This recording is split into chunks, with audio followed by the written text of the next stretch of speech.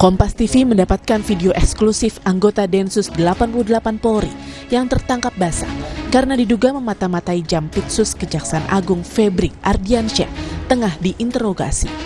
Diduga saat itu ada lebih dari 1 orang yang memata-matai Febri saat berada di sebuah restoran di Jakarta Selatan. Namun hanya 1 orang yang tertangkap basah oleh pengawal Jampitsus. Belakangan, usai diperiksa, Kejaksaan Agung membenarkan telah menyerahkan anggota Densus tersebut ke Biro Paminal Polri. Usai gaduh Jampitsus dibuntuti Densus, Jaksa Agung ST Burhanuddin telah bertemu dengan Kapolri Jenderal Listio Sigit Prabowo di Istana Negara hari Senin. Presiden Jokowi mengaku tengah memanggil keduanya, namun tak menjelaskan apa hasilnya. Polri dengan Jaksa Agung untuk membicarakan. Oh, sudah saya panggil tadi. Arahannya gimana Pak? Tanyakan langsung ke Kapolri, ya Kapolri ada. Pak, tadi kan Bapak PDIP, Pak. Oh, ya, Kapolri ya, Kapolri ada. Tanyakan ke Kapolri langsung. Pak, dalam rapat PDIP. Sementara Menko Polhukam Hadi Cahyanto menyatakan pihaknya masih menyelidiki dugaan penguntitan Jampitsus oleh Densus untuk mengetahui apa yang sebenarnya terjadi. Saat ini terus dilakukan pendalaman, dilakukan penyelidikan.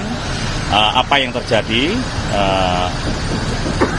yang sebetulnya. Dan saya kemarin juga lihat pada waktu acara SPBE ya, sistem pemerintahan berbasis elektronik yang dipimpin oleh Bapak Presiden di Istana, saya lihat berdua sudah kelihatannya ngadep Bapak Presiden ya, tapi yang dibicarakan saya tidak tahu, dari jauh saja.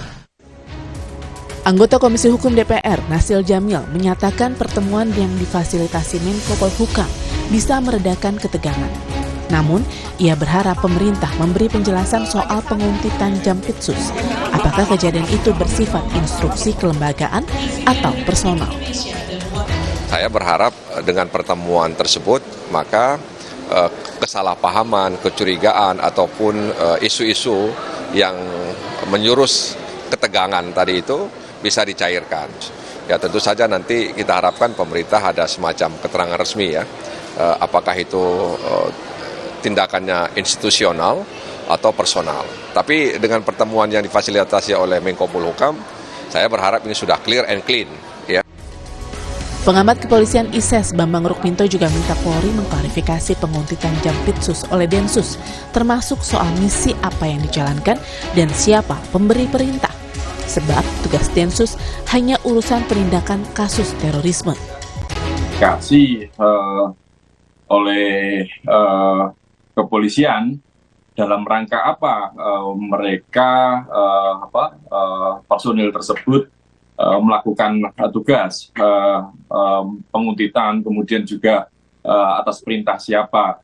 Makanya apakah penguntitan ini salah satu bentuk upaya intervensi penindakan hukum atau yang lainnya, itulah maka perlu kepolisian, Kapolri atau Kadensus 88 melakukan klarifikasi agar tidak muncul asumsi liar kemana-mana.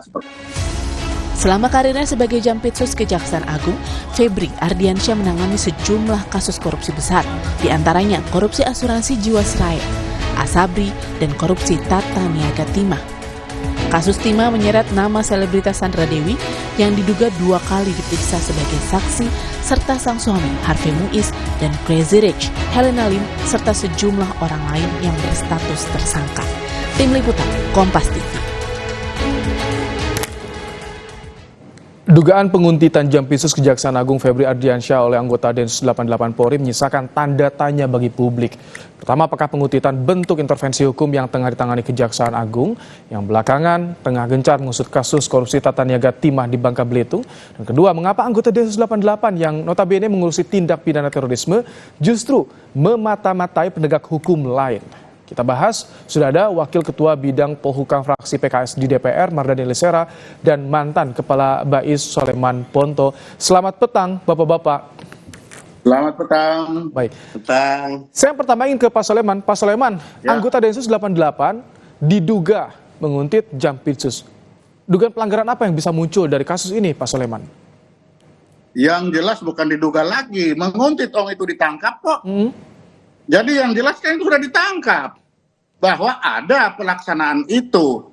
Nah dari situ itulah sebenarnya Kapolri harus menjelaskan memerintahkan atau tidak. Densus juga harus menjelaskan memerintahkan atau tidak. Karena bisa saja ada orang lain di luar polisi yang memanfaatkan dia. Oke. Nah, kalau itu memang tidak ada, maka itu adalah tindakan sendiri. Ini harus dihukum. Itulah akibatnya. Ini kan pekerjaan intelijen. Pekerjaan intelijen itu kalau ketangkap ya sudah pasti hukumannya berat. Oke. Dan ini harus ada. Kalau tidak akan terulang kembali. Jadi bukan tidak boleh, boleh aja seperti itu, tapi persyaratannya satu, jangan ketangkap. Kalau ketangkap, ya tahu sendiri bahwa atasan akan bilang, saya tidak merintahkan, dan tanggung sendiri. Ini kalau bergerak memang sendiri tidak mungkin ada, Kapolri ya kecolongan, sudah. Pak Sulaiman. Paling berat pecat, itu. Pak Sulaiman, kalau ini bergerak sendiri mungkinkah Kapolri kecolongan? Kapolri kecolongan tidak kecolongan, karena itu memang anak-anak seperti itu memang ada kenakalan begitu, itu ada. Itulah sebabnya kenakalan itu tidak boleh ditolerir. Karena ini sudah ketangkap, maka Kapolri akan bilang saya tidak perintah, semua tidak perintah, kenakalan itu paling berat ya pecat. Jangan sampai ini menular kepada yang lain kalau tidak ada ketegasan. Itu aja.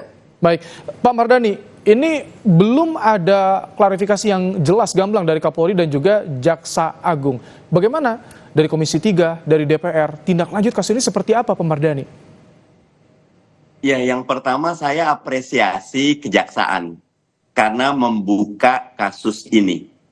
Pak Sulaiman, kalau nggak dibuka sama Jampitsus atau teman-teman Kejaksaan, ini akan jadi barang gelap. Ya, kalau barang gelap kita tidak bisa belajar bahwa ada sesuatu yang serius di sini. Apa seriusnya? Upaya yang bisa mengarah kepada aborsi penyelesaian kasus-kasus yang sedang diselidiki di Kejaksaan. Jadi saya pertama apresiasi dulu Kejaksaan. Nah yang kedua, karena Kejaksaan juga sudah secara resmi menyatakan, maka organisasi yang membawahi Densus perlu segera melakukan penyelidikan. Yang Pak Sulaiman tadi bilang benar. Dan di bab ini ada golden time. Kalau besok tidak ada penjelasan Pak Sulaiman, makin kabur ini. Kalau besok ada respon, maka kita bisa melihat ada secercah harapan. Jadi kita tunggu, besok harus sudah ada penjelasan. Apa konstruksi sebenarnya. Begitu. Baik, Pak Sulaiman, ini kan Densus menangani persoalan terorisme. Apakah ini undang-undang terorisme dilanggar di kasus ini? Sebetulnya aspek legalitas memata-mata itu bagaimana sih, Pak Sulaiman? Pak Sulaiman? Tampaknya sambungan audio visual kami dengan Pak Sulaiman Ponto sedikit terganggu. Baik, kita ke Pak Mardhani kembali. Pak Mardhani, jadi kalau misalkan belum ada kejelasan dari institusi Polri, ada dugaan ini bagian dari intervensi hukum di Kejagung atau bagaimana?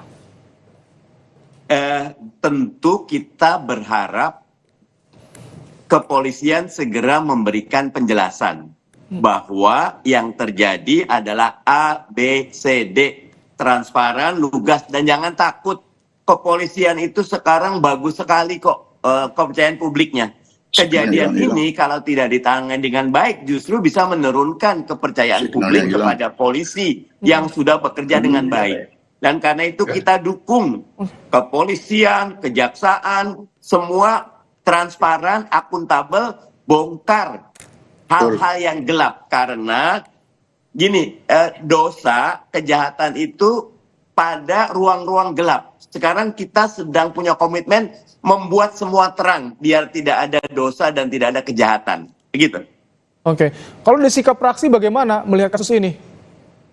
Tentu teman-teman Komisi 3, tadi Pak Nasir Jamil sudah menyampaikan, kita ingin masalah ini diselesaikan dengan seksama dan jangan jadi presiden. Karena kalau jadi presiden berbahaya sekali. Nanti masing-masing nih, kejaksaan kepolisian, KPK punya kemampuan intelijen dan alat sadap Kalau itu digunakan untuk saling merusak, berbahaya. Betul. Harusnya semua digunakan kepada para penjahat dan kriminal. Oke, baik. Pak Soleman sudah terhubung lagi ya, Pak Soleman? Baik, Pak Soleman, ini kan yang diduga mengutipnya Densus 88, notabene ngurus soal terorisme. Apakah undang-undang terorisme dilanggar dalam hal ini? Kalau soal aspek legalitas memata-matai itu bagaimana sebetulnya, Pak Soleman? Iya jelas salah. Undang-undang terorisnya dilanggar, tata krama bernegara dilanggar. Itu sudah pasti salah, memata-matai sesama memata-matai siapa aja kalau ketangkap itu tetap salah. Itu udah salah itu. Ya boleh. Yang dia boleh kalau tidak ketangkap. Makanya harus hati-hati. Tapi kalau ketangkap, ya sudah, tanggung dosa harus itu. Tapi kenapa kalau jadi objeknya sampai Jampitsus nih Pak Soleman kalau menurut Anda? Ya justru itu. Justru itu objeknya. Karena kalau objeknya sudah Jampitsus, kalau itu mau dilakukan, harus betul-betul profesional, jangan sampai ketangkap. Oke. Tapi karena sekarang sudah ketangkap, ya harus bertanggung jawab. Dan itu harus betul-betul dijelaskan dari yang pemilik itu, Kapolri, Densus harus jelaskan. Apakah ada perintah atau tidak, itu saja. Oke. Tidak ada perintah Kapolri, selesai. Densus ada perintah, tidak. Artinya anak-anak ini berjalan sendiri. Kamu jalan sendiri, siapa yang nyuruh? Baik. Oh itu karena saya sendiri. Oke, karena kenakalan sendiri, pecat, selesai. Kalau tidak akan jadi presiden seperti kata Pak Mardhani Alisera tadi. Baik. Saya sependapat itu. Baik. Dan jangan lupa, kita ingat kasus Mawar. Anak-anak itu bilang, siapa yang nyuruh? Nggak ada yang nyuruh, kami yang nyuruh. Pecat semua itu Mawar-Mawar itu kan. Baik. Nah ini sama.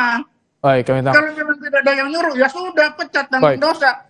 Itu biasa di intelijen, bukan hal luar biasa, biasa. Baik.